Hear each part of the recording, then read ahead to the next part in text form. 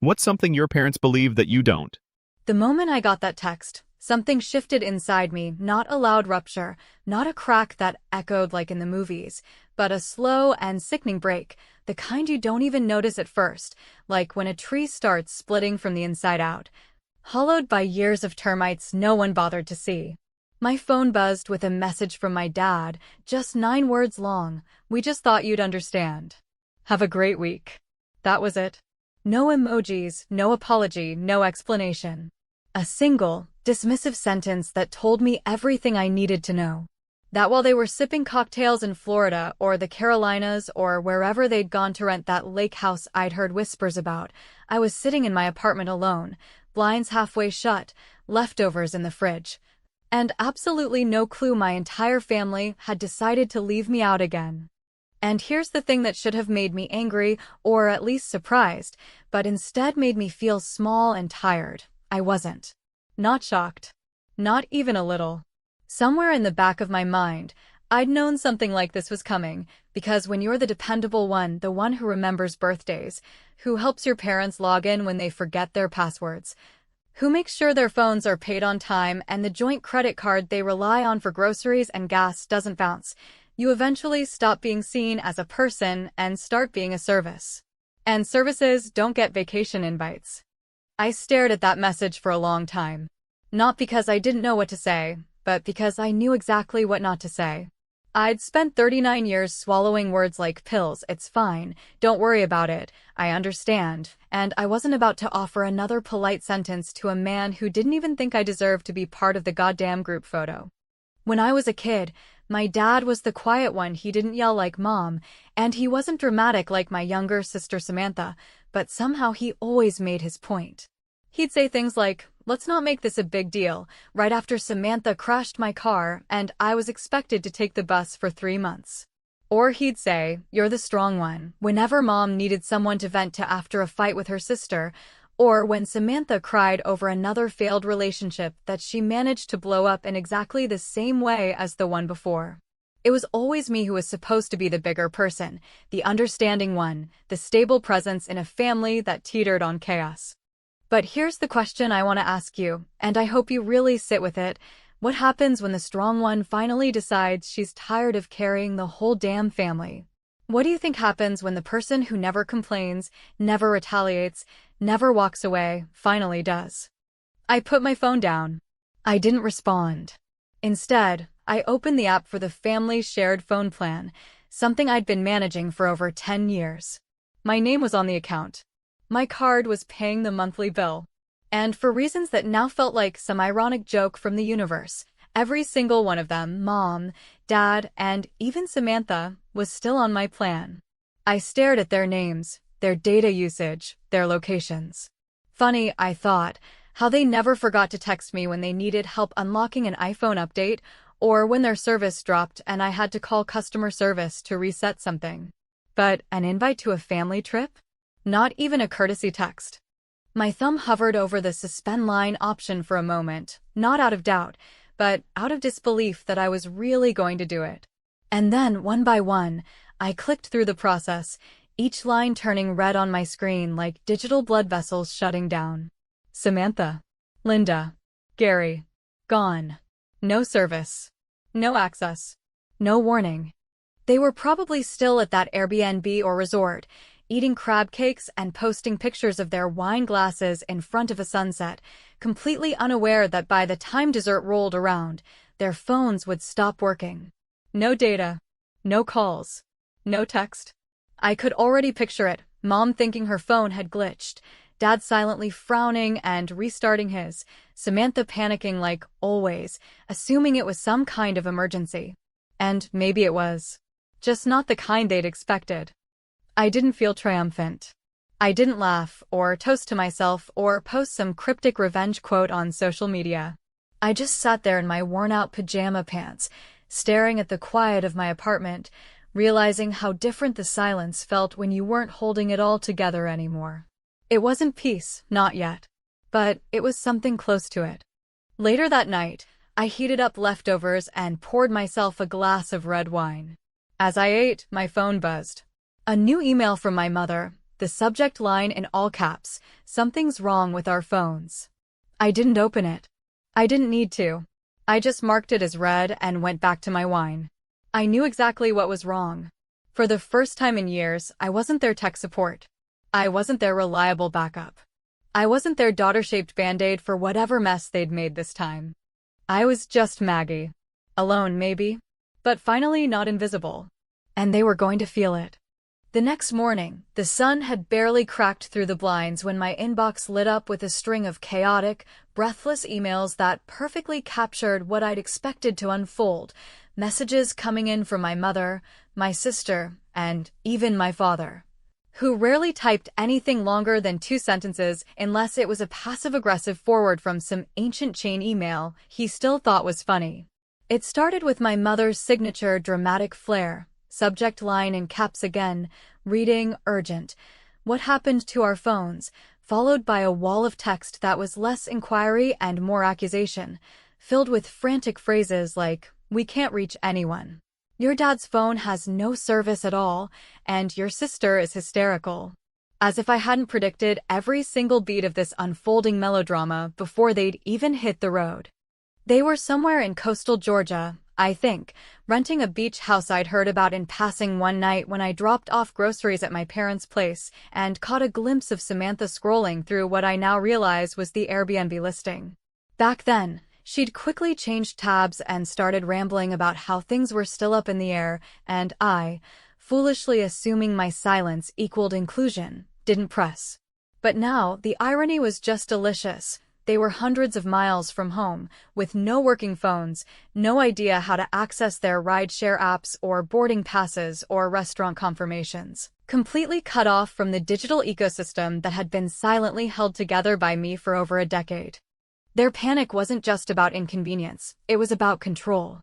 My mother was used to being the conductor of every family situation, orchestrating dinners and photo ops and holiday traditions like a pageant director who'd long ago stopped caring whether the actors wanted to be in the play. She couldn't function without a working phone because her power came from accessibility, being able to reach anyone at any time, usually to guilt them into doing something they didn't want to do. Samantha, on the other hand, simply didn't know how to exist without validation. No Instagram? No group text to complain in? That was hell for her. And Dad, who had become so accustomed to being passive that his default reaction to every crisis was silence and a shrug, probably sat with his arms crossed, waiting for someone, most likely me, to swoop in and fix it all. But I didn't. Not this time. I let them sit in the storm they had built. By mid-afternoon, the emails became shorter and more desperate, filled with unspoken blame wrapped in polite phrasing, the kind my mother was so good at deploying when she wanted to sound like the reasonable one. "Hi, sweetie. Not sure if there's a billing issue, but we can't seem to get in touch with anyone," she wrote, as if she hadn't just excluded me from a week-long family trip and assumed I'd take it with a smile. Samantha chimed in with her signature tone of wounded entitlement, writing, "Maggie, I'm sure this is just a mix-up, but this isn't funny, okay? We have dinner reservations tonight, and I couldn't even confirm with the restaurant." Her ability to make her inconvenience sound like a moral offense had always impressed me, in the same way one might admire a storm from far enough away that it couldn't do real damage. And then came my dad's message, short, simple, and somehow more disappointing than either of theirs. "Can you look into this when you get a sec?" No question about why. No acknowledgement of what they had done. Just the same assumption that I would drop everything, smile tightly, and make the world spin again. That was the moment I realized the depth of their delusion, not just that I would fix things, but that I would do so without protest, without recognition, without the expectation of even the most basic decency. For years, I had been their emergency contact, their financial safety net, their tech support hotline, their quiet, reliable, unseen backbone. And now, even after being deliberately left out, while still paying for their conveniences, they still believed I owed them my labor. And so, sitting on my couch with my laptop open and their emails blinking like distress signals, I opened my banking app. The credit card they'd been using, another account in my name, of course, was currently being charged for what looked like gas, groceries, a spa booking, and a series of overpriced seafood dinners. A card I'd set up years ago when Dad's health took a turn and they needed just a little help covering the gaps in their budget. That little help had turned into a full-time subsidy, and like most things in our family, the temporary had become permanent as long as I stayed quiet about it. I didn't hesitate. I hit the freeze button. It felt cleaner than I thought it would. No ceremony. No fury. Just a calm, precise decision, one that would, within hours, cause a total collapse of their plans. I imagined them handing the card to the hotel front desk clerk and watching her politely tell them it was declined. I imagined the moment Mom realized she couldn't order another mimosa without calling me and couldn't call me.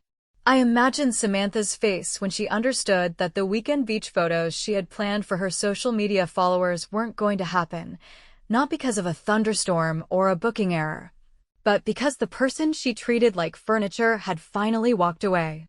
It wasn't about revenge, not entirely. It was about truth. About exposing, in the clearest and most undeniable way possible, that their version of family only functioned if I remained silent and useful. And now, with the phones shut off and the money locked down, they'd have to look at each other and ask questions they'd avoided for years. What I didn't expect, though, was how quiet my apartment would feel afterward. Not peaceful, not victorious, just quiet, like the silence that follows an argument you never got to have out loud.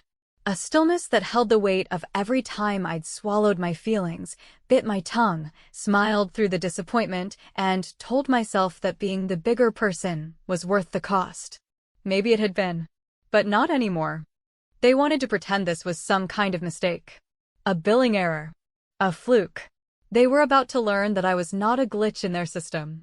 I was the system. And they'd just been logged out. It was around 7 in the evening, 2 days after I'd shut off their phones and frozen the card, when the call finally came, not from my dad's number, not from Samantha's, and certainly not from my mother's usual line, but from some unknown Georgia area code that, at first glance, I almost declined out of instinct. Something told me not to. I don't know if it was curiosity or some deeper, darker craving to hear the sound of them squirm under pressure, but I slid my finger across the screen and held the phone to my ear in silence. What I heard first wasn't words, but static and voices in the background, my mother hissing something, Samantha snapping, and then my father's calm, worn-out voice cutting through it all like he was trying to play referee between two rabid cats. "Maggie," he said, as though saying my name would reset the clock, as if it still held some kind of power, some soothing effect that would melt away the reality of what they'd done. I didn't say anything. I let the silence hang there, stretching the moment so wide it started to feel uncomfortable, the kind of uncomfortable you get when you finally turn around to look at the thing you've been ignoring for years. "Look," he started again, sighing like he was the one carrying the burden, "we didn't mean for this to become a thing. Your mom and your sister, they just needed a break, and we figured, with your schedule and all, maybe it wouldn't be." "Wouldn't be what?" I asked, my voice sharp but steady, not raised, not shaking, just clear in a way that felt unfamiliar even to me. "Wouldn't be disappointing? Wouldn't be a problem? Wouldn't make me feel like an afterthought? Or were you hoping I wouldn't notice at all?" He hesitated, and in that pause, I heard more truth than he could have given me with 100 rehearsed excuses. The man had always been the type to deflect rather than confront, to talk around pain rather than through it. "We didn't want to hurt your feelings," he said eventually, a phrase so absurd in the context of their actions that I nearly laughed out loud. Instead, I took a breath, long and deliberate, and said the one thing I knew he wouldn't know how to answer. "Then why did you leave me out on purpose?" This time, the silence belonged to him. I could almost see him standing in some rental kitchen, the outdated cabinets behind him, Samantha probably pacing in flip-flops nearby, and my mother giving him frantic hand signals to fix it, to clean up the mess without making her say the words. But there was nothing to clean. Not really. The mess had been decades in the making, and I just finally stopped pretending it wasn't there. "Your sister's been having a hard time," he said finally, as if that explained it, as if Samantha's perpetual crises and endless emotional collapses were still a valid reason to exclude me, the one person in the family who had always cleaned up her messes. "She's been through a lot lately." That phrase, as familiar to me as my own name, hit something raw inside me, not because it was surprising, but because it was the exact justification I'd heard for as long as I could remember. Samantha was going through something when she wrecked my first car and lied about it. Samantha was under stress when she borrowed nearly $1,000 from me and forgot to pay it back. Samantha was still healing when she moved back in with my parents at 31, while I was still paying their internet bill and buying groceries for them once a week. So I said it, finally, clearly, and without apology. So was I. My whole damn life. The silence that followed wasn't stunned or offended, it was confused, like he genuinely didn't know what I was referring to, like the idea that I had ever needed support, recognition, or the simple kindness of inclusion had never occurred to him. And maybe it hadn't. Maybe they had all been so comfortable with the idea of me being the strong one, the self-sufficient one, the background character in their story, that they forgot I had a storyline of my own. After a moment, my mother got on the line. Her voice was syrupy sweet, the way it always got when she was about to pretend none of this was her fault. "Maggie, honey, let's not make this a big thing, okay? It was supposed to be a little getaway, and with everything going on, we just thought, well, we assumed you had work, and—" "You didn't assume," I interrupted, my voice cold but not cruel. "You decided. You planned it. You bought the tickets. You packed the bags. You got in the car. You left. And you said nothing." Her voice faltered, just for a second. Then she cleared her throat and said, "Well, we just didn't think you'd react like this." Of course they didn't. Because my whole life, I'd been reacting exactly how they needed me to. Calmly. Quietly. Graciously. And if I ever felt anything close to anger or sadness, I processed it alone, in the dark, and came back the next day with a smile and a casserole. Not anymore. That night, I sat at my kitchen table and opened a spreadsheet I'd been keeping, one I started almost 3 years ago, not out of bitterness, but because I needed to know where my money was going. Every grocery run, every utility bill I paid on their behalf, every time I covered a medical copay for Dad or bought a just this once birthday gift for Samantha's latest boyfriend. It was all there. 10 years of quiet contributions, a financial trail that told a story none of them had ever bothered to read. I formatted the spreadsheet, added up the total.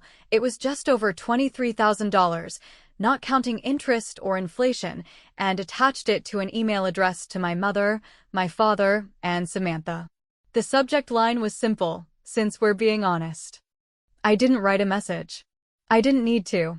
I just hit send and sat back in my chair, letting the weight of it all land in their inboxes the same way their absence had landed on me 2 days before, with no warning, no explanation, and no apology. It wasn't about the money. It never was. It was about making them look directly at what they'd taken, not just in dollars and cents, but in years and effort, in emotional labor and silent sacrifices they had come to expect like clockwork. It was about holding up a mirror so they could see, maybe for the first time, what it meant to be on the receiving end of thoughtlessness. They had made their decisions. And now, so had I. There's something uniquely maddening about hearing the same phrase recycled over and over again, as if repetition could somehow transform neglect into compassion, or favoritism into fairness, or turn the slow rot of family dysfunction into something noble and forgivable. And if there's one line I have heard more than any other in my life, it's this one, always delivered with a pained sigh or a dramatic pause, like a prayer or a justification. "Your sister's going through a lot." It was said when she failed out of college after 2 semesters of skipping class and partying, as if the tuition money hadn't come, in part, from my tax refund that I offered without hesitation. It was said when she stormed out of her 3rd job in 5 years, blaming her manager for being toxic, and once again ended up sleeping on our parents' couch, watching reality TV all day while Mom defended her sensitive spirit. It was said when she ruined my birthday dinner by showing up 2 hours late, drunk, and crying over a guy she'd been dating for less than 3 weeks. And now, decades into this exhausting cycle, here it was again, repackaged and delivered with the same exasperated tone, as though I should not only expect to be left out, overlooked, and used, but also feel bad for taking it personally. The day after I sent them the spreadsheet, the one with over a decade's worth of financial records, documented down to the cent, each row a tiny, painful reminder of how many times I was expected to foot the bill without gratitude or even acknowledgement. I got a voicemail from my mother. Her voice was soft and strained, like she was trying to sound calm, but I could hear the irritation simmering beneath every syllable, the way a pot of water sounds just before it boils over. "Hi, sweetie," she began, as if we hadn't spoken through clenched teeth just days ago. "I got your email and well, I suppose I didn't realize you were keeping track like that. I wish you would have just said something sooner. But listen, I want to talk. Not fight, just talk. Your sister's going through a lot right now, and I think maybe, just maybe, you're reacting out of hurt." I played it twice, not because I needed clarification, but because I wanted to be sure I'd heard what I thought I heard, that in the face of a very real, measurable list of sacrifices I had made for this family. Her first instinct was to question my reaction instead of her own behavior. It was a masterclass in emotional manipulation, a subtle recentering of the narrative around Samantha's fragility and my supposed lack of empathy. Never mind that I'd been the one who showed up every time Samantha self-destructed. Never mind that I'd driven her to court dates, paid for her therapy sessions when she lost her job, and even once covered the deductible on her car insurance when she rear-ended someone and couldn't afford the repairs. None of that counted, not in the currency my family trafficked in, which had always been emotional drama, public tears, and hollow apologies. I didn't call back. I didn't respond. Instead, I opened every shared account I'd ever linked them to and started reclaiming the digital space they had colonized like squatters in a house I paid for but was never allowed to furnish. The Netflix account, mine since the early streaming days, had 6 profiles, 4 of which weren't mine. Deleted. The Amazon Prime membership, which they used like it was a public resource. Gone. The family Spotify? Cancelled. Even the shared car insurance, which I had once bundled to give them a cheaper rate. I called the company and had their vehicles removed. It took less than 30 minutes to erase a decade of silent generosity, and when it was done, I sat back and waited, knowing the reaction wouldn't be thoughtful or reflective, but reactive, dramatic, and laced with just enough guilt to try and drag me back in. Sure enough, by evening, my sister had sent me an email, her first direct communication since the phone plan and credit card incident, and it was every bit as ridiculous as I expected. "Maggie," it began, without a greeting or preamble, "this isn't you. You're not a vengeful person. I know you're mad, but this whole revenge tour you're on is hurting everyone, not just the people who made the decisions. I don't know what's going on with you, but I really hope you come back to yourself soon." I stared at her words, rereading that phrase, "this isn't you," as if she, the sister who had done everything possible to ignore my needs, define my role, and diminish my worth, had the authority to decide who I was allowed to become. She didn't know me, not really. She knew the version of me that kept her secrets, bailed her out, took the blame, and stayed quiet. She knew the Maggie who showed up at Thanksgiving with a smile, even when I hadn't been invited to the planning emails. She knew the version of me that had, for decades, made it easier for the rest of them to feel good about doing the bare minimum. But she didn't know this Maggie, the one who had finally realized that being understanding was not a virtue when it came at the cost of self-respect, that being reliable didn't mean being invisible, and that love without reciprocity wasn't love at all. This Maggie didn't owe her an explanation. She didn't owe her parents a phone call. She didn't owe anyone anything, except maybe herself, the truth, the dignity, and the space to be more than just a fallback plan for people who never planned on including her in the first place. And here's what no one in my family understood, not yet, anyway. This wasn't about punishment. It wasn't about being petty or vindictive or acting out. It was about finally redrawing the lines of a map that had always led me away from myself. They had built a version of family that only functioned when I played the quiet, compliant role, and when I stopped playing, the whole illusion began to fall apart. So no, I wasn't going to come back to myself, as Samantha so smugly put it. I had arrived at myself. For the first time in years, I was standing in the wreckage of what they had built and realizing that maybe it needed to burn for something better to grow. I closed the email. I deleted it. And I turned off my phone not because I was avoiding the fallout, but because I had finally, gloriously, decided I no longer needed to be part of their storm. I don't know what I expected to feel in the days that followed the last of the shutdowns, the cancellations, the account removals, the quiet and precise unraveling of every invisible thread that had tethered me to a family that, for as long as I can remember, only seemed to reach for me when they needed something solved, paid for, or swept under the rug. I didn't feel triumphant, not in the way movies or internet stories make revenge look, and I didn't feel guilt either, though it would have been easy to lie and say that I did, because what I actually felt was more difficult to explain, this dense, uneasy weight. Like standing in the middle of an empty stage after the curtain falls, the applause never having come, the lights beginning to dim, and all that remains is the echo of everything you'd rehearsed, but never got to say. It was late in the evening, nearly a week after that first text message from my father, when I finally got the voicemail that managed to stop me cold, not because it was cruel or hysterical or manipulative in the way I'd come to expect from my mother or Samantha, but because it was almost heartbreaking in its simplicity. My phone buzzed, and I saw a new message with the same unfamiliar Georgia number they'd been borrowing since the phones went dark. I let it go to voicemail, already imagining what variation of guilt I'd be served this time, but when I finally played it back, it wasn't my mother's strained voice or Samantha's teary dramatics. It was my father, alone, quiet, and for once in his life, without any of the usual calm detachment he used to hide from responsibility. He spoke slowly, each word like he was weighing it in his mouth before letting it go, and I could hear that he wasn't calling to scold me or scorn me or fix things, but because, for the first time, he didn't know what else to do.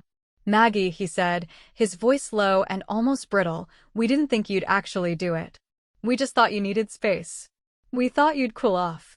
I guess we didn't really think you'd just cut us off like that." I paused the message there, my thumb hovering over the screen, because there was something so absurd about that statement, so honest in its cluelessness, that I needed a moment just to process what it really meant. We didn't think you'd actually do it. That wasn't shock at the consequences of their behavior. That wasn't remorse. That was disbelief that I, the reliable one, the strong one, the quiet one, would finally walk away from a dynamic I had been groomed to maintain for nearly 40 years. He was calling not because he finally saw the pain he had ignored, but because the roles had shifted in a way he hadn't been prepared for, and it terrified him. For a man who had lived his entire life avoiding confrontation, who had learned to use silence and neutrality as shields against his wife's manipulations and his younger daughter's tantrums, my withdrawal was the worst possible outcome. Not because he'd lost me emotionally, but because he had lost access. Access to the comfort of knowing that I was always on the other end of the phone, ready to reset the router, cover the bill, explain the fine print of a medical form, or show up without being asked. He left a long silence on the line before finishing the message, and when he did speak again, his voice was quieter, almost like he was speaking to himself. "I think your mom wants to talk, but she's not sure how. And your sister, well, she's upset, but I guess you already know that. I don't know if this is fixable, but I hope you'll call. We'll be back home in a couple of days." He didn't say goodbye. He just hung up, like he had reached the end of something but didn't know what it was or where it left him. I sat in my apartment for a long time after listening to that message, the wine in my glass untouched, the lights dim, the familiar ache in my chest pulling at the space that, for years, I had mistaken for duty. I thought about calling back, not to apologize, because I had nothing left to apologize for, but to explain. To give them a narrative that might help them understand why their daughter had finally said, with action rather than words, that she would no longer exist as the family's backup plan. But then I realized that the explanation wasn't for them. It never was. They didn't need another well-constructed argument from me, another list of facts or a timeline of disappointments or a spreadsheet of debts. What they needed was to finally sit with the consequences of what happens when you assume someone will never stop showing up. So instead of calling, I opened the health insurance app and removed all emergency contacts. For years, they had been listed my mother first, then my father out of habit, out of fear, out of that old reflex that said, what if something happens to me and they don't know? But now I understood something much deeper and more honest. If something happened to me, the last people I wanted holding my vulnerability in their hands were the ones who had never protected it to begin with. I selected none in the contact field. Then I did the same for my workplace emergency records, my landlord's file, my primary care physician's office, and even the file I had left with my accountant. There was something grim and satisfying about the formality of it, about the clean break it represented, not dramatic, not angry, just done. The next morning, I packed a small bag, booked a one-way ticket to Chicago, and turned off my phone before I boarded the train. I didn't tell anyone where I was going. Not because I wanted them to wonder or worry or chase after me, but because I finally understood that disappearing from their lives wasn't a punishment, it was a choice. A declaration. A quiet revolution against the narrative they had written for me without my consent.